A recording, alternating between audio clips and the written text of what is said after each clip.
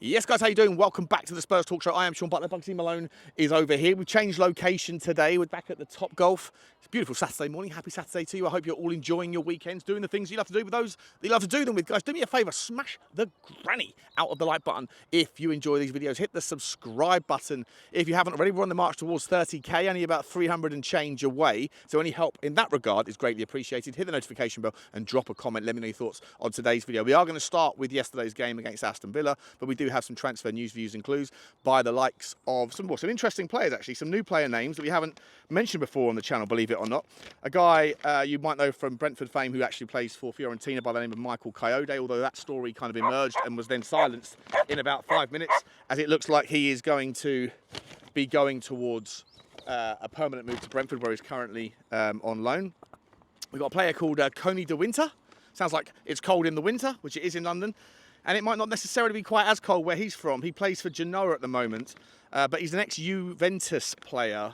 Spent 3 years in their sort of junior ranks before getting loaned out a couple of times and then ending up doing a permanent move in 2024 to Genoa, where he's been, you know, a really impressive breakout season, finally 24-25 season, and he's now on the lips of a lot of teams in Italy. Juventus want him back. Inter are looking at him. Napoli are interested in him, and as are several clubs in the English system. Tottenham, allegedly, I'm getting bored of saying this, guys, but front and centre to maybe sign the guy. I've taken a look at him. He's a very interesting player. He's a handy player, 30 million euros. We'll come back to that one, though. We've also got some stories on Eberechi Eze and on Jermaine Defoe, on his take on Tottenham's youth academy and the player within the youth academy that he thinks is above and better than them all, and why he thinks that Tottenham are going to use, or hopefully see more exploration of these assets in the upcoming season, where he thinks that a lot of them will break out and break through. He actually named 4 players that he thinks, or 5 players I think it was, that he thinks are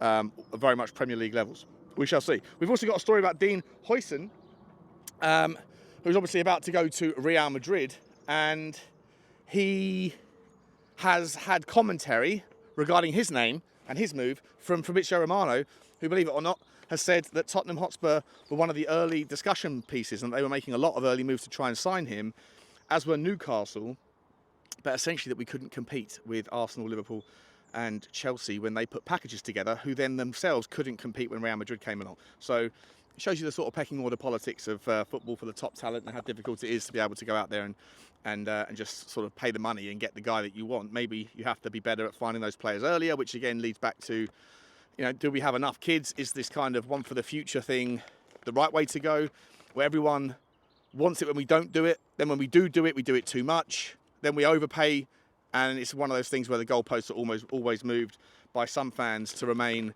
unimpressed with what they see. And I understand it, but I think we have to also sort of discuss the context there of like what is the right balance of that, and how do you try and ensure that to a highest level of probability the players that you do identify at that age are going to be ones that, you know, everybody wants in 3 or 4 years' time. We've also got a little update on Maddison that looks increasingly like, by all accounts, it looks increasingly like there is actual genuine interest from Tottenham in Maddison, and that he is on the highest list of priorities for Tottenham, and Tottenham are very, very close. And again, the Cherky deal, I said yesterday that, according to reports that I saw, that he said that the deal's almost agreed, and again, that thing's been quoted out there again today. So, but other people are saying he's going to Liverpool, so we'll find out. But before we get into all that, let's just spend a couple of seconds talking about the Aston Villa game. It was kind of predictable, I think. You know, a 2-0 loss.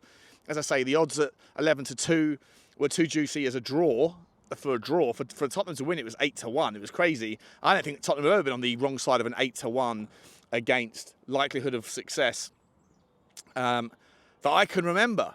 And this is an Aston Villa team who were in the Championship, 5 years ago?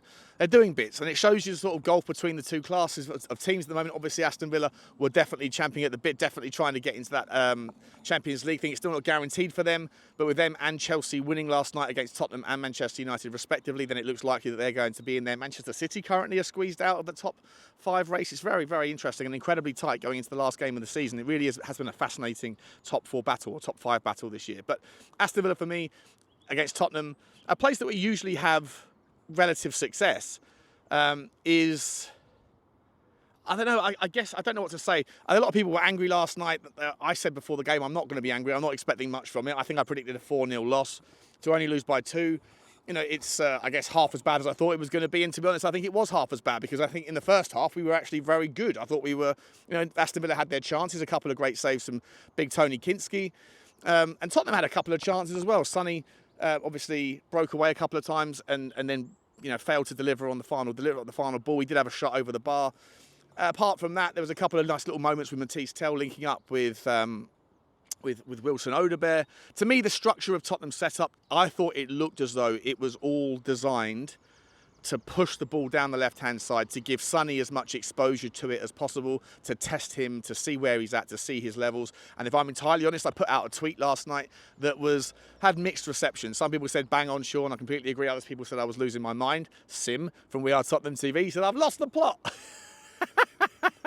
I said, on that demonstration and on what I've seen this season, Sonny cannot start in the final. No way, no how. If he's in that starting 11, it's a disgrace to meritocracy. He doesn't deserve it. Yesterday, he was fed the ball. It was like a baby. Here comes the big aeroplane. It wasn't like, get the ball off right for you, get the ball off right for you. It wasn't like I'm going to go find it for you. It wasn't like he was having to go searching for it. Whenever we had the ball, it was given to him, and to him pretty much alone, or at least the effort was going down that direction. And I just found and felt like he didn't do enough with it.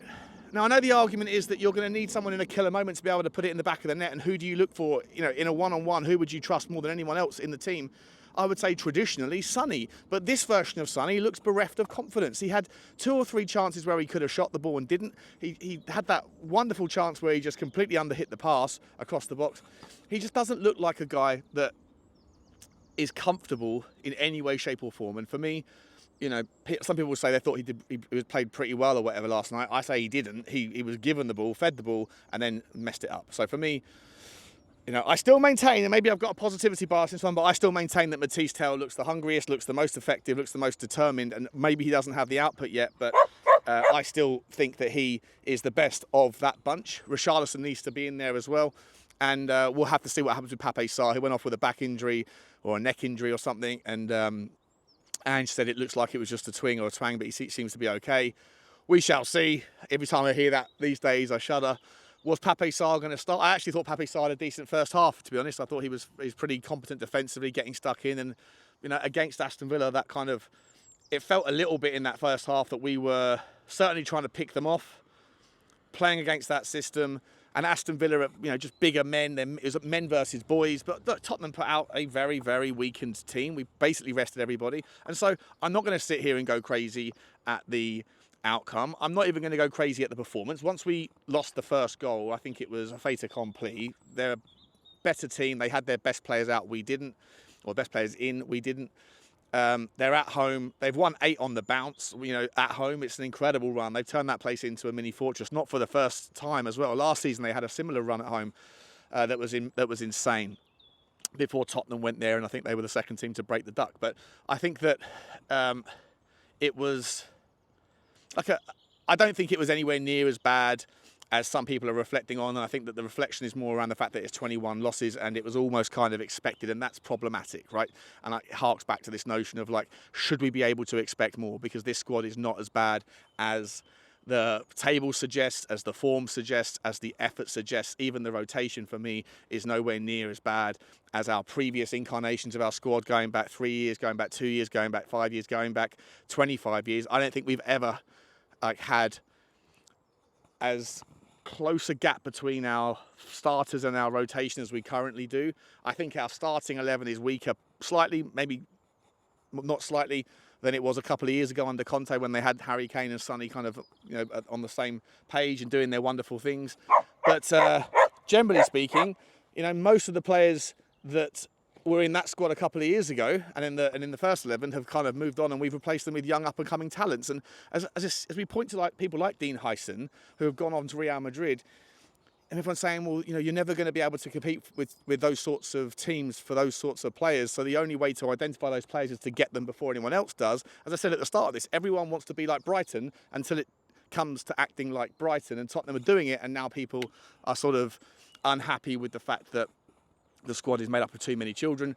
I get it, it's a balancing act, right? But I think that last night it showed that there is fight, there is spirit, there is the capability to be organised, But then eventually the quality did tell. And once we lost that first goal, it was always going to be an uphill battle. And really it was a matter of time before the second one went in. And Aston Villa obviously continued their run and are now got to beat, who is it they've got on the final day? Is it Manchester United on their final day, I think, to secure Champions League football. And they need it for their revenues. Well, maybe they don't, because you know what Aston Villa can do? They can just go and sell Emi Martinez and Bailey, who I think he made a statement last night suggesting that his move is likely to happen in the summer. And I can't remember if I saw it, or maybe I'm making this up or I've dreamt it, but he might have intimated that Saudi was a destination that he would consider, right? So good for the goose, good for the gander, good for his payday, good for Aston Villa's ability to get themselves out of the financial jam that they might have otherwise been in, and good for the Saudi league to get a great player who's a very talented player. I really like Bailey. I think he's a real handful and a real utility piece that you can come off the bench or you can start. You know, last season he was fantastic and worked in tandem with the other fella who got moved on. Anyway, let's sort of move away from the game. Again, essential summary here is, good effort. Didn't expect much more. Probably expected a lot less, if I'm entirely honest. But the result was always going to happen that way, and it does show you the gulf between where we're at and where a team that we're supposed to be competing is at. When they turn onto the second gear, then it's very difficult for them to compete, for our young guys to compete. It did look like men versus boys in terms of strength and stature. But there were moments there. But like I say, for me, the main takeaway was I liked Matisse Tell again. I think Micky Moore was a little bit shoved under the bus a little bit by the tactics. Like, he gets his chance to play, but he's thrown out on the right-hand side. And then the direction of travel was entirely down the left-hand side to give Sonny that kind of ability to demonstrate his readiness. It just feels like it's a paying lip service to a guy. Now, for what it's worth, all that to one side, and again, I'm speculating there and hypothetically assuming what I think to be true is actually true, but I think what you can actually say was that regardless of any of that, Micky Moore didn't have a good game and was the weaker of the three kind of people that are in there fighting for that kind of last spot in the front of the team. We'll have to wait and see about Micky Moore's injury. He went down with a calf strain, but Ange didn't even mention it after the game, so we're assuming that's probably not a problem. And Sarr, we'll have to wait and see. Hopefully it's just a short-term pinch and that his nerves will be fine and he'll be back in for contention on Wednesday, which is all that matters, guys. Right, let's quickly run this through for you. Coney de Winter, £30 million, €30 million target. He is, as I say, the target of also two other clubs in the UK. Newcastle United are in there looking for him as well, as are, I believe it's, what was it? Was it Chelsea? I think it might have been Chelsea. But either way, there's a few teams in the UK, big teams, difficult to compete with teams that are in there fighting for his signature, as are Inter Milan, Napoli, and I think Juve as well, who sold him to Genoa only last year. They might want him back now, such as his development. He looks like a really good player. He's strong, he's physical, he's balanced. He can run with the ball, take it out with consummate ease. He likes a long ping into the corners, and he looks like a player that will do bits and pieces. But I don't watch Genoa too much. I don't watch Serie A too much, so I'm not really going to talk too much about it. But there's just a name for you to keep an eye on. And it obviously rings the bells of like the Paratici thing, right? If these rumours are true, then is this Fabio Paratici doing his plate spinning stuff, or is this more a just journalists making things up because we're going to be linked with everybody from Italy because Paratici's likely to come back? The next story was Michael Coyote, Fiorentina player, a right back. He's been on loan at Brentford since January, I believe, and I think Brentford are about to make that deal permanent. So it's less and less likely that you'll hear that name again mentioned linked to Tottenham. But for what it's worth, as a right back, he really is quite a classy player. He's very balanced. He can get forward and contribute to Brentford and to Fiorentina's attacking poise, and also get back and do all the things that he needs to do. He gets stuck in. He's competent in the tackling and offensive duels and in defensive squabbles too. He doesn't slide in too much, but his positional balance, his ability to read the game is quite accomplished. And I'm actually quite a big fan of his. I don't necessarily think that I would be that over the moon if Tottenham had made the move, but a £15 million, I think, or 14 million euros it might have been, is the deal that Brentford, I think, have got the option on. So very, very good value for money if they do take that up. And again, a demonstration of Brentford's ability to see something in the data that they have access to that teams like Tottenham seem to overlook, because no doubt if they do take that guy on for £14 million, under Thomas Frank's leadership, I'm sure he'll be worth 30 or so in a year to come. But a very good player, but not one that we're going to bother wasting too much time on, because we were linked with him and then immediately it was unlinked, I guess, because of the deal that is likely to go through with him to Brentford. Eberechi Eze, according to Spurs Web, who are referencing high sources. I'm not sure what that means. Maybe that's just a new word of saying, your HP sources on the top shelf. But for me, the name is always interesting. Eberechi Eze, we talk about him. Everyone talks about him all the time. The links to Tottenham, CAA base. The fact that when he comes to Tottenham, he's always seemingly happy whether he wins or loses as a Crystal Palace player. He's always putting on a masterclass when he comes here. It feels like the Tottenham Hotspur Stadium is very, very cosy to him. He's got a lot of friends at the club. I think we've seen him with the fashion stuff with Sonny. I think he's been in the boxes lots of times, even when Palace aren't here. There's a lot of kind of connections and reasons to suspect that there is genuine interest and a genuine desire, I would imagine, from Eberechi Eze to come to Tottenham. Now, will it depend on how Palace do in the final today, actually, or will it depend on whether or not Tottenham beat Manchester United on Wednesday?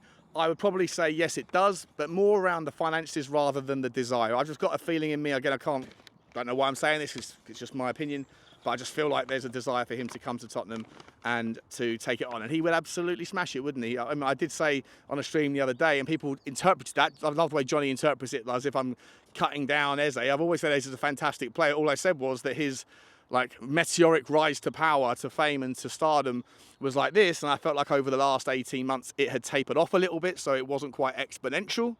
It wasn't a logarithmic curve, if you like, but that was interpreted to mean that I don't like the player anymore. I do like the player, of course. I love the player. I have also asked, where does he fit into a natural 4-3-3? Does he fit in the 8? Does he go into the 10? Does he go out on the left wing? The fact that we don't know tells you how versatile and well-rounded a player he is. And I think he would fit in absolutely sensationally. Now, there is a £65 million release clause. So for value for money, I think £65 million gets you a top draw player. And I think that Tottenham would be able to do it. The problem is that £65 million release clause has to be paid in one lump sum for Crystal Palace to have to accept it. Now, that doesn't mean that they wouldn't accept necessarily some structural payments. It doesn't mean that they wouldn't necessarily accept, even a lower fee. I doubt it, but they might do. But if Tottenham had no assistance from Crystal Palace in making the deal happen, then the only way Tottenham could trigger it is by paying £65 million in one lump sum. And as we've already discussed many times on this channel, Tottenham's financial issues that have been, I think, misrepresented around the various radio stations and journalists in the game. I think that it's not a representation around Tottenham not having money, it's Tottenham not having cash at the hand. Cash flow is everything, cash is king. And if you are cash illiquid, then it makes decisions like this very difficult. If you're cash liquid, it makes your ability to negotiate a lot. You've got a lot stronger hand. You can compete with teams that maybe have other draws by going into the negotiations with the selling club by saying, well, we can offer you more up front, and the other clubs don't want to do that. And so, then it can turn around and the club can lean into the player having to accept this deal or no deal at all, rather than going to the place that the player might want to go to, but the other buying club not being able to offer those structural incentive. So cash is everything, and that's why Crystal Palace would say, yeah, we'll give you a release clause, but it's only if they pay us all entirely up front, which essentially, as far as I would interpret, means that with the exception of maybe one or two clubs around world football, there's really no release fee, because no one's going to pay £65 million up front. No one has that cash flow. It just disrupts so much unless you can sell a player or two and have the same sort of structural set up to those deals where you get large lump sums of that cash in the initial instance, and you create this domino effect. I won't bore you with with any more of that. I'm sure you can get your head around it. So, but anyway, Eze, £65 million. That's the story, and that Tottenham are front and centre and desperate to get it done, but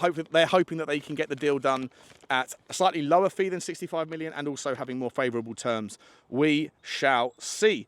What was the next story for you? So Jermaine Defoe, right? He was talking. He was playing at a five-a-side FA Cup five-a-side tournament or something that was set up by Sean Wright-Phillips and I think it was Shola Adioba. Shola, the ex-Newcastle player, was his name Shola Adiobi? Something like that. And he was talking about Tottenham's chances next season, and he went out of his way to say, look, Tottenham have got an incredible youth system, and he mentioned 5 players, but he didn't mention Jamie Donnelly, he didn't mention Micky Moore. He decided to go and mention about Tyrese Hall, and he goes, this guy is the best I've ever seen. In the 2 years I spent at Tottenham, he was the best there. He was incredible, doing things that I haven't seen any other players do. He said the same about, he said some similar vibes about Oluwaseyi, and he also referenced Will Lancashire as his big three and thought that those three were destined for really big things in the Premier League, and they're good enough at this level already, and he hopes to see them being used more by Tottenham next season. Now, Jermaine Defoe, of course, did spend some time at Tottenham in the last couple of years, being involved in and around the youth team, and being a very sort of useful part of that team that won and had the success that it had. So, you know, he's talking from experience. He's not just giving his opinion that's based on what he's heard. He's actually using his eyes and his ears and what he's seen and talking from the heart. And it's interesting to see that Tyrese Hall just recently as well got that call up to the Jamaica national team. Now, I haven't seen too much of him, but it looks like we have a real player on our hands there. There are also rumours, though, that teams are trying to come and take him away because he might not necessarily have the buy-in or the love for Tottenham's and for the fact that he hasn't played any minutes in the first team this season. So it'll be interesting to see what happens with him. But we shall move on for now, guys. Dean Huijsen. So this deal, I said, Fabio Paratici's come out and said that actually Tottenham Hotspur or Newcastle were the very first people to express an interest in the player. And then Tottenham Hotspur came in right behind it. This was all the way back in January. And both teams, but Tottenham especially, were desperate to get it done, kept calling and calling and calling and trying to find a way. In the end, there was apparently some sort of opportunity, but it got snuffed out very quickly once Chelsea, Liverpool and Arsenal came in. And apparently once they came in, then Dean Huijsen was like, I'm not going to go to Tottenham or Newcastle. I want to go to one of those three, until Real Madrid came in. And then they said, I don't want to go anywhere but Real Madrid, right? And obviously you can understand the draw of Real Madrid, and to a degree you can understand the draw of Liverpool and possibly Arsenal. With Chelsea, I think this all harks back to me on the brand of being able to offer trophies. How much of Chelsea's brand and their ability to draw these players towards them now, when they're not really, I mean, how dare I as a Tottenham fan be able to say this, but they're really not at the levels they should be for how much money they have spent over the last 3 years since Todd Boehly. But all of that money that they've spent is because of the abilities of what happened with the unique circumstances surrounding the Ukraine war and Roman Abramovich. And all of Chelsea's success started in 2012 when Roman Abramovich came in, and was it 2012? I think it was 2012, and he reset the rule book essentially, because there were no FFP, PSR things at the time, and you just came in with a boatload of ambition, a different relationship with money, and went out and just bought every player that any of the managers that he hired wanted, and just took them from nowhere to champions very, very quickly. It was that kind of, forget about the journey, it's all about the destination.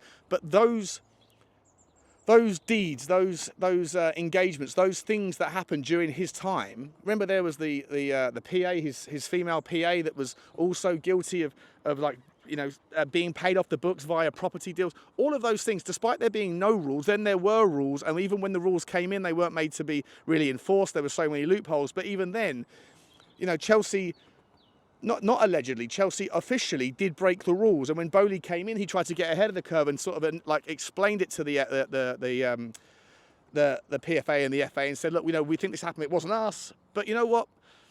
And I think they had to pay a fine, right? I think they had to pay a fine to get around it and say, oh, yeah, a slap on the wrist, because you are ultimately a beneficiary of those misdeeds. And that's the point. How much of Chelsea's current ability to draw players in is predicated on the misdeeds of a bygone era, whereby there were no rules, and there were rules, and then they were still circumvention of it. Similarly, with Manchester City, right? We don't know yet what the outcome is of those 115 charges. Who knows? So I'll put the word allegedly in there. But if they had all the money, they had all the access, had all the power, had all the resources, and still broke the rules, it's like a doubling down of deceit, in my opinion. Because they already had one hand in the cookie jar when they went and got the Abu Dhabi grip. They already had that massive advantage. And they're another team that came from nowhere. When I say 92% of all trophies in the last 25 years have been at the successful hand of those 5 teams, well, 75% of success in the last 12 years, I think it is, has been in 2 hands, Chelsea and Manchester City. And all of that is not because of their success from the 50s, 60s and 70s and the brand that they've built and the kind of continuation of just good business decisions. That is because of one thing and one thing only: money, access, and rules that can't be enforced. And they still benefit from it today. And other teams are on the receiving end of that negative outcome. Tottenham are no longer an interest to Dean Huijsen. Newcastle are no longer of interest to Dean Huijsen. As soon as Chelsea come along, as soon as Man City come along, as soon as Arsenal and Liverpool, who, like I say, to a degree have earned it in a different fashion, more organically, and so that's fine. You can still respect the pecking order. But there's just that kind of byproduct things that piss me off about the politics of football, and how the rules might be here today, but the absence of them before, or the inability to make coherent versions of it before, still have hangovers that we will be affected by for years or decades to come. It really annoys me. Anyway, that was the Dean Huyson story, that apparently Tottenham put in an effort to get him and were really interested but couldn't make it happen. So when you say, like, why can't Tottenham go and sign Dean Huyson?